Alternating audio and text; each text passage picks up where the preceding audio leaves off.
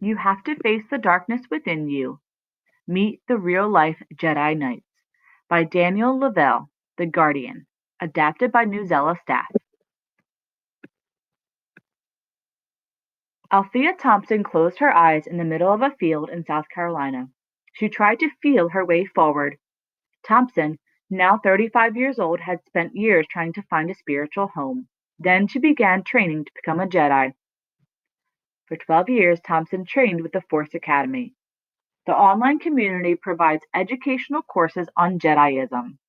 Today, she is a Jedi Master. She explains that the Force Academy and most Jedi organizations do not have strict ceremonies.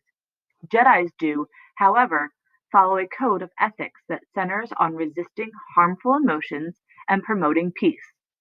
They also believe in the Force, the powerful energy field described in the Star Wars movies. Mindfulness, the practice of being aware in the present, is essential to their belief system. The foundation of who we are is meditation, says Thompson.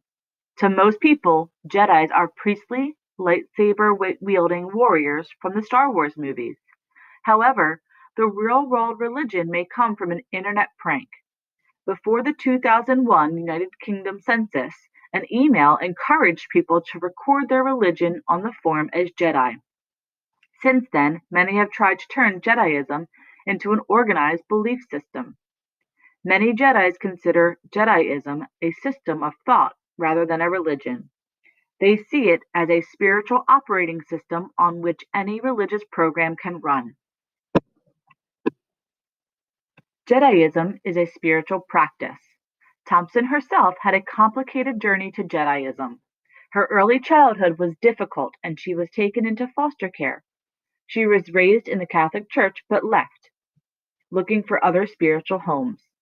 Then a close friend introduced her to the Force Academy. There was one sticking point. "I hate Star Wars," she says. She was convinced only after hearing that the Force Academy aims to make Jediism work with other faiths. Today, Thompson credits the spiritual practice with making her more tolerant, thoughtful, and empathetic. The Jedi, she says, had a solid plan on how she could become a helpful force in the world. Others say it has even saved their lives. Vishwa J., age 45, lives in Salt Lake City, Utah. He is a teacher of Buddhist philosophy as well as the founder of a Jedi school. He had a difficult early life in the foster system, and changing homes so often turned him into an angry young man. Teaching people to be stronger, better, and happier. In his early 20s, Jay got in trouble with the police. He ended up going to see a Hindu religious leader called Mrs. Stone. Stone asked him what he held sacred. As a joke, he replied Star Wars. She said, "Star Wars? That's a great place to start," he says. Jay began by studying the ideas in the film. He also started meditating.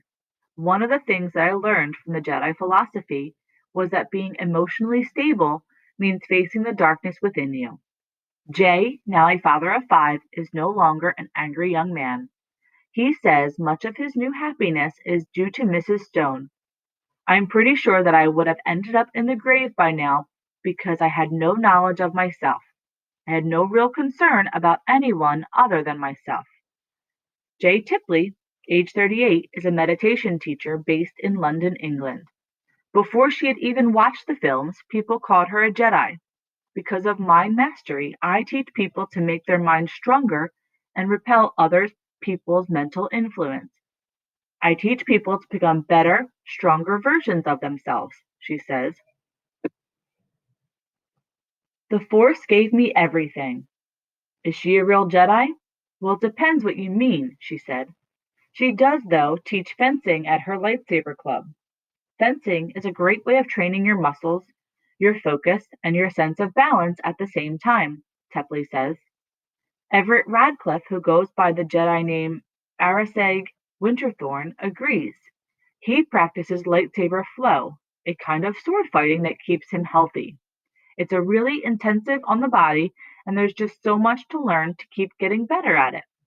In the Star Wars films, The Force is the otherworldly energy that allows Jedis to lift objects, confuse stormtroopers, and attack people from a distance. Among followers of Jediism, the Force is seen in many ways, but most consider it a metaphor. For Radcliffe, it is an energy field that is everywhere. I gave myself to the Force, and the Force gave me everything, he says. Speaking to Jedi followers, it becomes clear that the lessons Jediism teaches could be learned from other religions. Help others, help yourself, embrace the light, and resist the dark.